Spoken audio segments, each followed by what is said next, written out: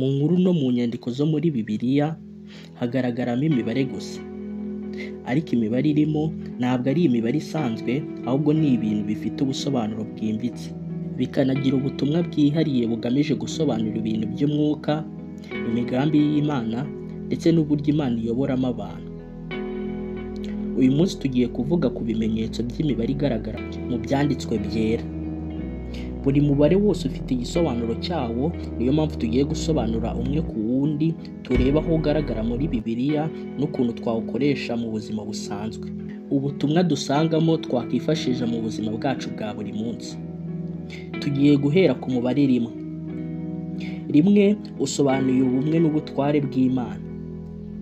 Uyu mubare uhagarariye Imana, ubutegetsi bwayo n'ubumwe bwayo.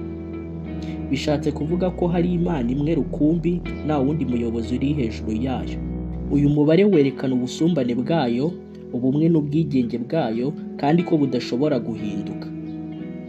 Mu byanditswe byera, Imana niyo muremyi w'isi n'ijoro.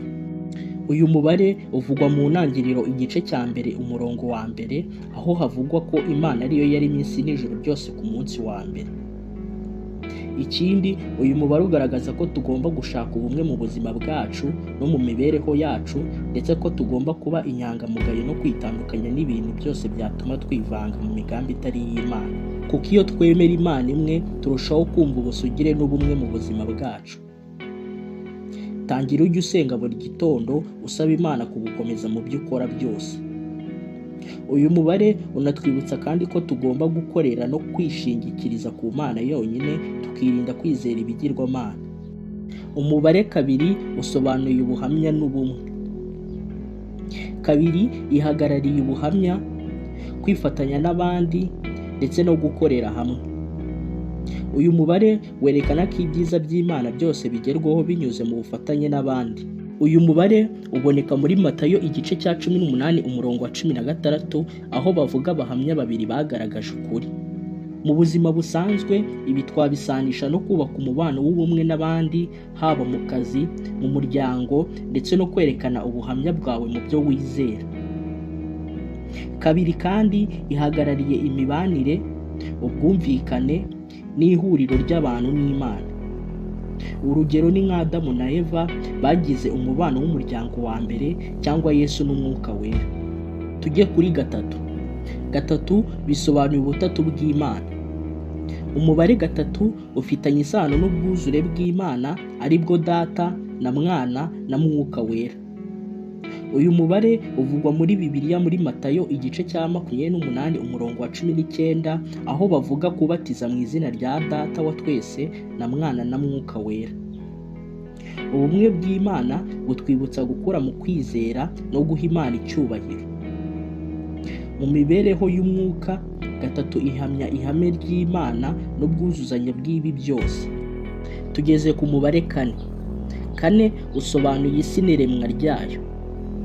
Kane ihagarariye isi harimo ibyerekezo bine, imirongo ine y'isi, ibihugu bine by'isi ndetse n'imiyaga ine.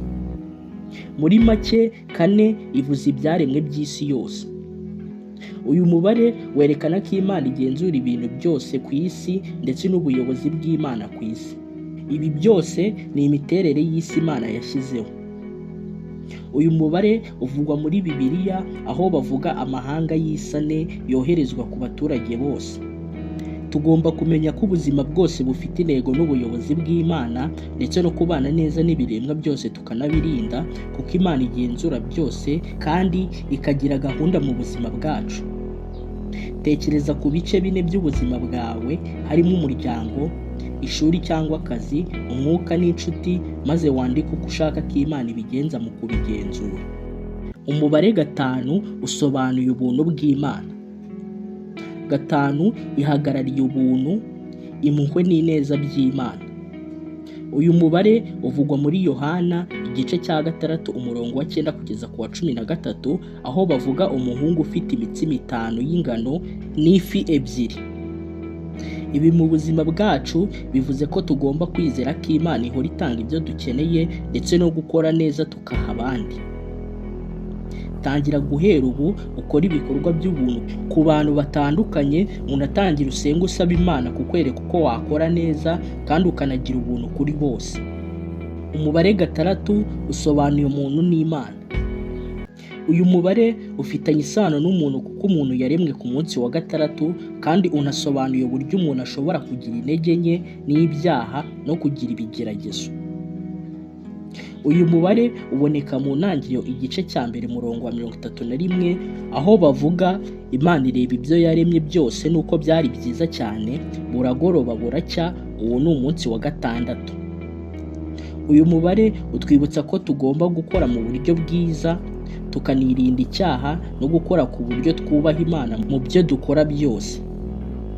Tangira kwiga kwihana, kwirinda gukora ibidakwiye, utangire wandike ibyo wifuza guhindura mu buzima bwawe no gusenga usaba Imana kugufasha kubikora. Umubare 7 usobanuye gusoza no gutungana. 7 ihagarariye gusoza neza ibyo watangiye, gutsinda mu buryo bw'umwuka no gutsinda ibigeragezo. Imana yaremye isi mu minsi 6, iruhuka ku munsi wa 7, byerekana ko icyo yashakaga gukora cyari cyarangiye. Uyu mubare uvugwa mu ntangiriro igice cya 2 umurongo wa 2, aho bavuga ko ku munsi wa 7 Imana aribwo yaruhutse imirimo yose yayo yari yakoze. 7 itwigisha ko tugomba gusoza imirimo yacu neza no kumenya ko ubugingo butunganye butangwa n'Imana. Tangira guhera ubu ujye usenga usaba Imana kuguha ubushobozi bwo gusoza ibyo watangiye neza, unatangire wandike ibikorwa 3 wifuza gusoza neza muri uyu mwaka. 7 kandi isobanuye umubare w'icyera, ubwuzuzanye no kuzuza iby'Imana. 7 ni umubare w'imbaraga z'umwuka, ukwemera no kugaragaza ikintu cyuzuye. Umubare 8 usobanuye intangiriro nshya n'amavuko mashya. Umubare 8 uhagarariye intangiriro nshya kuko nyuma ya 7 habaho icyo twakwita gutangira ikindi gice cy'ubuzima kuko uba wasoje ibintu byose. Uyu mubare uvugwa mu itangiriro aho bavuga ko nyuma y'iminsi 7 y'isezerano habaho gutangira ikindi. Intangiriro nshya ikomoka ku byo twize no gusoza neza. Uyu mubare utwigisha gufata ibyemezo bishya no gutangira ibintu bishya mu buzima bw'umwuka.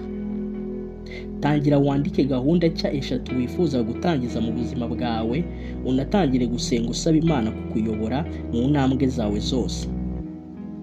Umubare 8 kandi uhagarariye ibyishimo, ubwiyunge n'ibyiza bishya. Umubare 9 usobanuye gusoza urugendo rw'umwuka. Uyu mubare uhagarariye urwego rwo hejuru rw'umwuka no gusoza neza urugendo rwose. 9 ifitanye isano n'ubuzima bwo gusozanya n'ibitaragenze neza no gukura mu kwemera.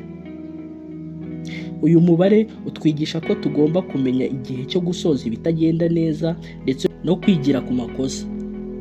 Niyo mpamvu guhera ubu tangira ujye usenga usaba Imana kugufasha gusoza ibyo watangiye, unandika ibyo wifuza gusoza. 9 kandi unahagarariye ubutware, ubwenge n'imbaraga z'umwuka. Ni umubare unasobanuye imbaraga z'ijuru n'ubushobozi bwo gutsinda ibigeragezo. Umubare 10 bisobanuye amategeko n'umurongo. Uyu mubare uhagarariye amategeko n'ubuyobozi bw'Imana. Uyu mubare uvugwa mu Kuva igice cya 20 umurongo wa 1 kugeza ku wa 17, aho Mose ahabwa amategeko 10 n'Imana.